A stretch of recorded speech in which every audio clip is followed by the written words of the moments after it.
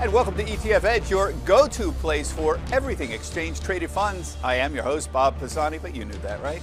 How do you invest overseas in the midst of potential trade wars? Let's talk with Perth Toll. She's the founder and CEO of Life Plus Liberty Indexes. She runs the Freedom 100 Emerging Markets ETF. It uses personal and economic freedom metrics to invest in countries like Taiwan and Chile, South Korea, Mexico, Poland, Brazil, and others. Also joining us, my old friend Tom Lydon, former head of Verify and an ETF industry investor now. Wow. Perth, good to see you again. Always a pleasure. There is a spate of interest in investing overseas. Europe and China have outperformed the U.S. this year. Your own Freedom ETF is up 10% this year. It's also outperforming. Emerging markets countries like Poland, South Africa, Mexico are all acting better. What's going on? Why the sudden interest in global investing, but even emerging markets as well? Well, I think it's all cyclical, right? So sometimes U.S. does better, sometimes international does better. Emerging markets has not had a good run last year, so this year they're doing much better. The freer countries always recover faster, so in a recovery like you're seeing now, the freer markets tend to outperform, and that's what we're seeing today. Yeah, you know, Tom, it's great international investing is getting some love, but you know, international investing has underperformed, she said, the last year. It's 20 years almost, seriously, folks, almost 20 years. The allocations on international are really low because nobody's been doing it for a long time. Is there really something here other than this mean reversion trade that we all believe in, but is there something else more fundamental? Eventually, Bob, as you know, even though we've got a lot of years in this business, the pendulum does swing, it does. Anyway, if you look at valuations, with Europe and emerging markets, China, India, it's half of what the S&P is. You look at small caps, it's even half of that. So eventually things do change. However, as you look at your individual portfolio, and especially advisors that are allocating for their clients, it's painful to be diversified, isn't it? Yeah, so are they going to get calls now? They used to get calls saying, why am I not all in the S&P 500 or all in the U.S.? Who wants to be overseas? Are they going to start getting calls saying, why aren't I in Poland? Why aren't I in emerging markets all of a sudden? How come they're doing better and why I'm not there? It's not happening yet because you see the flows. Even though we've seen great numbers so far year to date, we're still seeing outflows in all these areas if you look at the ETF flows. Right. However, during pessimistic times, new uptrends do develop. And if it gets really ugly enough, that's an area to look at. We always say flows follow prices. Like people are trend followers. So prices go up, all of a sudden everybody notices prices are up.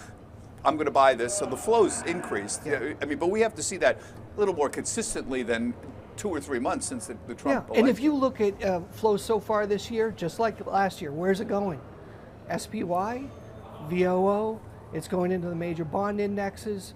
Just the major pillars in the industry continue to get that money. So it's a little bit lopsided as far as the diversification standpoint. I want you to explain a little bit more about the ethos, the rationale behind the whole indexes that you run here. So you invest in emerging market countries with what you call high freedom metrics. So these are countries like Taiwan, Chile, South Korea, Poland, Brazil. Tell us about these freedom metrics and how do they help countries get ahead? Why is that important? Yeah, thanks, Bob. So basically, one of the reasons why people don't invest in emerging markets is because it's so full of autocracies. We don't want to be supporting terrorism or any of these things that go on in these countries that are not free. So because China, Russia, Saudi Arabia historically has had a very high weight in these indices that are market capitalization weighted, what we do is we freedom weight instead of market capitalization weight to get a freer country set. That way we have countries that are, it's akin to like a quality factor on the country level. We have countries that have stronger institutions, better rule of law, more protections for personal economic freedoms, and these are the countries that grow more sustainably, they recover faster, and they use their capital more efficiently. So that's where we want to be in the emerging market space. So this is a lot. You're mentioning 86 variables here. We're putting up the screen here, and it's weighted by personal economic freedom. And I know, importantly, companies with 20% or more state ownership are excluded. This includes a huge swath of China, obviously, and I don't think you have any China stocks. We don't have any allocation to China because of their overall freedom score. So we look at personal and economic freedom scores from a third-party think tanks, the Cato Institute and the Fraser Institute. They rate countries on 86 variables on both personal and economic freedoms. So you're talking about things like, let's be specific, pro-trade, freedom of movement of people, and capital. You rate countries highly who have IP, intellectual property and property rights protections, currency stability. Here's countries that are so pro-trade, low tariffs: Chile, Poland. People and capital freedom of movement: Chile and Poland. Taiwan and South Korea, strong intellectual property and property rights protections, and currency stability in South Korea, Malaysia. Is it your point that when you have these things, it helps countries be more successful economically, and in turn helps the stock market?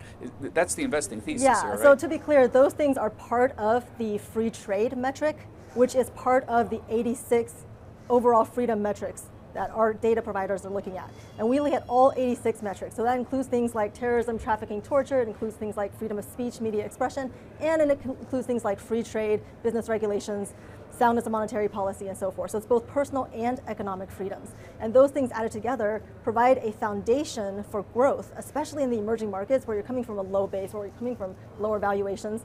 And it's a way to capture the markets that have the highest growth potential for real growth, not just government, mandated or debt-driven growth. How does the United States rate on this scale? It's about 15 out of 165, so it's relatively high. The top high. 10%. Yeah, but I think that's a good point. There's no 100% free country. Even the United States is not 100% free. It's all relative. So these are just relatively freer emerging markets. Well, let's just ask the simple question: why has the U.S. outperformed for the last 15 years or so? Do these freedom metrics have something to do with it? Does it have to do with the rule of law, court systems? I'm trying to tie your thesis in with, for example, can we show something like the United States ranks high here? This is one of the reasons. I think the United States does have a very strong capitalist system. It does have strong rule of law. It has strong protections for most personal and economic freedoms. Hopefully we are always going to be kind of a beacon in the world in that respect. And I think that has definitely helped our capital markets. So that's undeniable. So, absolutely the economic freedoms and the personal freedoms that we've enjoyed. This makes sense to me. I believe this myself. I believe that access to a court of law, for example, that enforces contracts, things that you don't think of, like contract law, and ability to start up a company easily, and hire and fire people as well. All of this makes the system more dynamic. So will that support higher prices down the road? I mean, we've had for a long time here in the U.S. a lot higher prices than we've had around the world, and it seems like growth is continuing to be able to demand people pay those prices. Would that continue? What about value? Is value going to be dead for another 10 years? That, I don't know if value is going to be dead for another 10 years. I think everything is cyclical. So value is poised for a run. I think Bob brings up a good point that the value guys also don't market capitalization weight. So those are guys in our, we're kindred spirits. I want to go to that, but I want to ask, we're all debating this whole tariff thing right now. And I want to know how you come down on this. So on tariffs, you've noted, we put the screen up, Chile and Poland, for example, have low tariffs, but India does not. India has high tariffs, actually. So what does this mean? Do tariffs help or hurt an economy, or help or hurt the stock market, or is there a right way to look at tariffs in general? Yeah, so again, tariffs are part of that free trade metric that we look at. Free trade is such a big component of economic freedom. Economic freedom is such a big component of our fund. So absolutely, any kind of constraint on trade, like a tariff, is negative in our view for the growth of that economy. India has high tariffs, for example, though, but it's been relatively successful, despite the high tariffs, your point being, though, right? India has historically had very high tariffs and non-tariff kind of trade protections on their economy, but they're a consumer-driven economy, and their internal consumer market is huge, and their population just surpassed China's. And there's a very highly educated, English-speaking population. So their demographics are very favorable. Their internally consumer-driven economy has helped them succeed. Also, in the last couple of years, with all the capital flows, foreign capital flows out of China, a lot of that has gone into India. Because let's face it, most emerging markets investors only know the BRICS. So it's either China or India. Russia's gone at this point. So I think they've benefited from a lot of that. But if they can become less protectionist, I think they would do even better. Is it going to catch up with them, Toll? I mean, you had mentioned earlier, if you're in India and you buy a Harley Davidson from the U.S., what's the tariff on that? It's 100%. So you have to pay double. It's 100% on motorcycles. Yeah, the motorcycle tariffs from the U.S. Is that because the motorcycle industry is protecting itself? I don't know. But yeah, it's 100%. So yeah, you ding India on that, and yet on other metrics it ranks relatively high. Well, India has a low weight in our index because a lot of the those protectionist policies, but also they have some personal freedom issues as well. But they are one of the included countries, which means they are above average in the emerging markets. Yeah, I know Taiwan is your largest country holding, 20%. Chile is 19%, South Korea 16%, Poland 14%, Brazil 7%, South Africa. Here's the list right here. And then there's Malaysia, Indonesia, Mexico. So India is really far down there. It's somewhere tiny piece here in the everywhere else category. But it is included, so I want to. Yeah, but it's interesting. Quick question on Taiwan. Yeah. There's a lot of saber rattling about China, and what if they were to ever get really serious about invading? How would that affect your scoring? Yeah. I mean, I haven't been in this as long as you have, Tom, but have you? Thanks. Almost nobody has. Do you remember a time when there was not saber rattling about China invading Taiwan? Because I don't. Yeah. For Taiwanese people, this is a way of life, right? There's always saber rattling about it. But I think as investors, we're in a position of power and privilege to be able to allocate assets, whether it be your own assets or other people's assets. So if you can affect outcomes by the way you allocate assets, and you're concerned about, China invading Taiwan, I think let's support the freer country that is, encouraging freedom in the world versus the saber rattling, terrorism, countries. I just want to get a sense of what you own in this, because we're talking about countries here. But here's your biggest holdings. You own Samsung, which is a big South Korean company. Taiwan Semi, which is in Taiwan, obviously. Banco de Chile, Bank Polska, which is the biggest bank in Poland. Hynix, there's this tech name here. Fairly broad group of stocks here. It's not particularly sector specific. There's Latin America Airlines, LATAM, a big airline in Latin America, MediaTek. Hanhai, they're in Taiwan, but they're huge in China, where they make Apple phones, for example. Anything you can tell us about? It's an interesting mix. Thematically, there's nothing coherent about it, but what holds it all together, your index? Yeah, I mean, just a little bit of how we get to that is we take the top 10 largest, most liquid securities in each included country, and those are market cap weighted within their freedom weighted country weights. So there are going to be companies like Honghai, which is Foxconn, who do a lot of production in China. We don't penalize that trade. Again, free trade is very important to us, and we want to encourage trade. It's the ownership that matters. Are they owned in Taiwan, where they are free to put their own best interest before that of the state, right? If you're a Chinese company and you're in China, if you're Jack Ma, there are certain things you can't say. There's certain things you can't do, but you have to put the state's interest first. We want companies that are free to put their own stakeholders' interests first before those of the state. And if you trade with an unfree market, that's okay. You can change that if you want.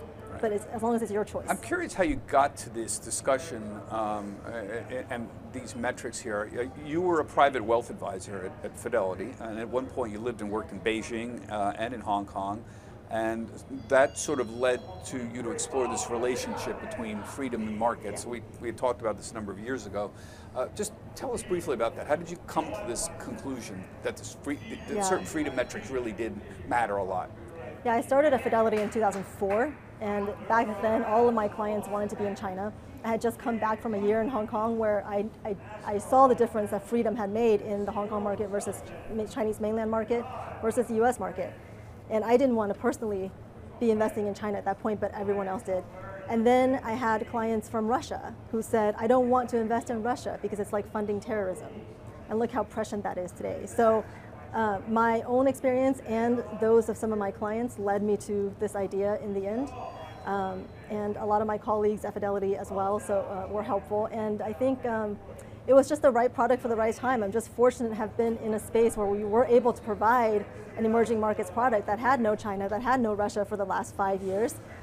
In addition, it had a lot of exposure to the freer markets that don't get a lot of play in the cap-weighted indices like Poland and Chile, which have done well. So I think the freedom story has played out really well, much I came in with no expectations. Obviously, long term, we expect freedom to outperform. Yeah. But in the short term, anything could have happened. And so Tom, I think we're just I want to go back, Tom, to a point you were making earlier. That is, for years, the global investing community has recommended investing by market capitalization. You and I were doing 10 years ago. That's what everybody said. If China was 20% or 10% of global markets, you would own that in a global fund. They would have 10 or 20%.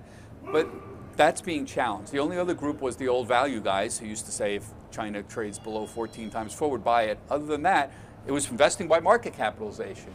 Now, in the last 10 years, now we've seen Xi Jinping, the head of China, his hostility to capitalism seems to have reversed a lot of that positive sentiment on China investing. So we've been all rethinking China as an investment, for example, and ideas that Perth has been championing for a while now. Wait a minute, we need to consider other metrics other than just blindly investing on market capitalization when you're dealing globally has come to fore here. Yeah. So it's really interesting it's happened in the last 5 or 6 years to see how this argument, this discussion has evolved from, oh, we're just investing by market cap to now we have other kind of potential metrics that we ought to consider. Yeah, long-term investing has gotten a lot shorter, Bob, because you're judged all the time. You think about all the 400,000 financial advisors that are out there. If they are properly diversified the way you read it in the textbooks, they don't have much of a business because you have to be in those areas that are performing. So today, a lot of it is large cap US or even in the US. But not only emerging markets, but areas like small cap. The diversification just hasn't made sense, and fewer advisors have allocations in areas not just EM, but also small cap as well. But valuations justify that. The big question is, are they going to have a run? Is this move that we've seen recently, so far year to date, actually going to come to fruition? Right. But irrespective of the price moves, there is a broader philosophical discussion about this that you helped institute a number of years ago about, are we just blind capitalists and investing anywhere where diversity, without any regard for ideology at all? I mean, Xi Jinping seems implacably hostile to the kind of capitalism we practice and want globally. Talk about political system versus economic systems, for example. I'm trying to drag this into a broader philosophical question, other than just, do we just invest by market Is he eventually going to step in line? Is the big. That's the question. This is the source of the nexus of the whole conversation, or not? Should we actually consider these issues that we never did consider before? Frankly, I've been doing this for 30 years, and when you end up changing the rule book, all of a sudden, there's a good question. The last rule, all of a sudden, that's the very good. In, that's a very logical pushback to what I was just saying. Yeah. So I think everything that we do, whether it's value investing, whether it was ESG, whether it's small caps, large caps, any kind of other factors, you first have to have the foundations in place. So personal and economic freedoms are so basic to us in the United States. Like you said, the United States markets are used to it. When we're looking at overseas markets, we don't think about that. So first we have to have that in place, and then we can talk about all of these other factors. So I think that it's not so much a rule change, but a recognition that at the basis, the foundation for all of the rules that we use have to be there before we can add other rules to it. Is there a distinction, now I'm talking about a political system versus economic system, is there a distinction between freedom and democracy, for example? I mean, we used to say, well, all right, so China, under Deng Xiaoping, okay, it was not a democracy, and yet it had some capitalism as an economic system. Okay, so politically it was an autocracy. Economically, what would you call it? State capitalism? I don't know what you would call it, but it wasn't the kind of capitalism we had. But today, obviously, they're moving away from even state capitalism. It seems like towards total control of the economy, essentially. And that's different than things were before. So I guess my question is, we used to think you couldn't have capitalism without democracy, and they've shown that you can have some capitalism without democracy, essentially. Is there a distinction between freedom and democracy? Well, I think the thinking used to be that their capitalism would lead to democracy. And so economic freedom is a necessary but not sufficient precondition for personal freedom. And I love the analogy that Jim Gortney, who passed away last year, he was one of the grandfathers of economic freedom thinking for our data providers at Cato and Fraser. He said all freedoms work like parts of an automobile. You can't have a transmission without a steering wheel. The car still won't run. So all of these freedoms work together to provide this basis for an economy. And without that, the economy is going to be constrained. So we want to be in the places where the economy is not constrained, where companies are not constrained. So your point is keeping the automobile is your best automobile, the best transmission, the best motor humming in the right way is that these freedom the metrics. Foundations of the freedoms have to be there. Yeah, I get that point. Tom, we're still in this game here. The whole, it's still working, the global investing idea. I mean, your point is, I guess the problem with this game, like it hasn't worked for the last 15 years, now it's going to work, right? So reversion to the mean is going to be very, very real for everybody. Well, if you look at emerging markets and what Toll's done, by not being in China, from a performance standpoint, it's provided less volatility and better performance. So to a degree, she's proven that out. I mean, knocking on $1 billion, congratulations. I mean, this whole ETF business is very easy, isn't it? Wasn't it from the start? Right from the beginning. Yeah. Yeah, you were there from the start, Tom. Thanks for, Tom was one of the first people I talked to in the business.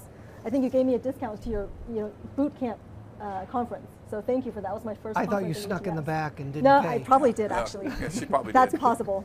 Yeah. Well, the point here is that reversion to the mean is very real, and diversification, I think, still matters. Yeah. I don't understand people who say, oh, well, the U.S. has outperformed for the last few years, therefore we're abandoned. That's exactly the wrong thinking, right? Throwing all your money and abandoning diversification. That's when it actually goes back to the mean. Yeah. When you say, oh, the U.S. has outperformed for the last several years, therefore it must outperform. That's recency bias. Yeah. That's a classic behavioral economics mistake. I know when you invest your own money, you have a certain allocation, you stick to it. And you probably have some allocations in your portfolio that's stinky poo. It's not that great. I'm one of the few people that actually publish what I own in my book, Shut Up and Keep Talking, and I have a 10% allocation to international. Yeah. I have had for years, and because of that, I've underperformed. Yeah. If I just own the S&P 500, I've underperformed. Every year I look at it and I said, well, I underperformed the S&P again. And you keep adding to it, and you know long term, it's going to end up paying off. I've been buying small caps the last couple of years, and I keep banging my head against the wall, but eventually. Good point. It's going to happen.